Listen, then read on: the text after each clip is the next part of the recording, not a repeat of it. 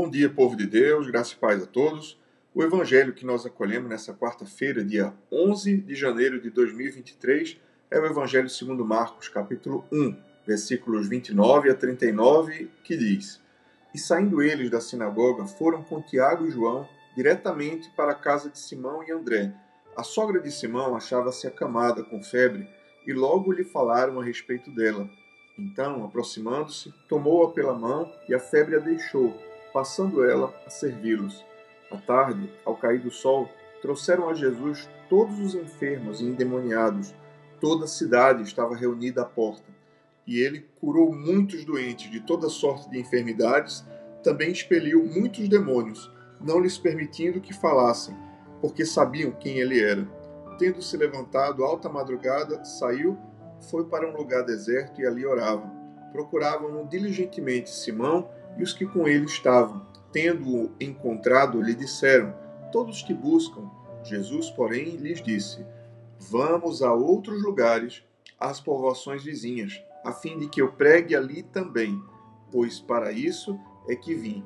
Então, foi por toda a Galileia, pregando nas sinagogas deles e expelindo os demônios. O Evangelho do Senhor, louvado sejas, ó Cristo, que as palavras do Santo Evangelho perdoem nossos pecados e nos conduzam à vida eterna. Aqui, queridos irmãos, vemos o início do ministério de Jesus e as curas realizadas lá em Cafarnaum, iniciando pela casa de Pedro, apóstolo. A sogra de Pedro estava enferma e Jesus, tomando pela mão, a febre a deixou e ela levantou e passou a servi-los. Aqui nós aprendemos uma grande realidade. Na verdade, nós lembramos uma grande realidade. Jesus é médico dos médicos. Ele tem toda a autoridade sobre toda a terra, sobre todo o céu e até mesmo nos infernos. Jesus tem autoridade sobre a enfermidade. E seja qual for a enfermidade que você esteja a passar, ou que algum parente ou alguém a quem você ame esteja a passar, lembre de uma coisa: leve para Jesus. Peça a Jesus para vir e tocar essa vida. Jesus tem toda a autoridade, ele tem toda a graça, ele pode e deseja curar. Então somente ele deseja que nós tenhamos fé no seu poder e na sua providência. Esse mesmo Jesus que curou a sogra de Pedro, ele quer nos curar. Ele quer fazer maravilhas na nossa vida. E o caminho através do qual ele realiza sinais e prodígios é se nós tivermos fé na sua providência, no seu amor e no seu poder. E que coisa curiosa que a mulher, a sogra de Pedro, assim que ficou curada, passou a servi-los.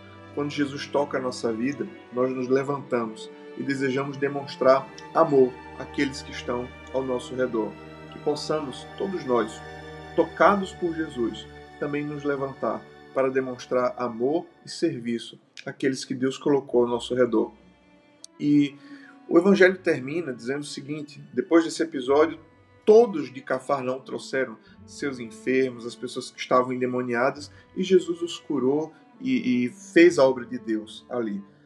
Então Jesus sai a um lugar reservado para orar e todos o procuram. Senhor, onde estás? Então, tendo-o encontrado, dizem: Senhor, todos te buscam na cidade. Mas Jesus, surpreendentemente, diz assim: não, vamos agora para outros lugares por toda a Galileia para pregar o reino de Deus, pois para isso é que eu vim. Aqui uma grande realidade: Jesus não veio para ser simplesmente um curandeiro ou alguém, um milagreiro, mas alguém que veio para falar do reino de Deus, alguém que veio para trazer o reino de Deus para as pessoas. E essa é mais uma ocasião nos evangelhos em que Jesus frustra a expectativa dos outros. Será que não havia mais enfermos para ele curar? Será que não havia mais situações para ele resolver, milagres para ele fazer? É claro que havia, mas Jesus tinha uma missão. Ele não veio simplesmente para realizar milagres, ele veio para trazer o reino de Deus na alma e no coração das pessoas. Por isso, ele deixa e frustra a expectativa daqueles que o esperavam. E ele segue adiante por toda a Galileia para pregar o reino de Deus. Jesus soube dizer não porque ele sabia que já havia dito um sim para a vontade do Pai. E nós, quantas vezes, querendo agradar a todo mundo, não sabemos dizer não. Mas a nossa incapacidade de dizer não é quando nós não temos muito claro na nossa mente e na nossa vida para quem nós dissemos sim. Se nós tivermos muito claro no nosso coração o sim que nós dissemos a Deus, nós vamos ter facilidade de dizer não a todas as outras coisas que possam nos tirar do propósito de Deus. Deus abençoe você, Deus abençoe o seu dia. Em nome do Pai, e do Filho, e do Espírito Santo. Amém.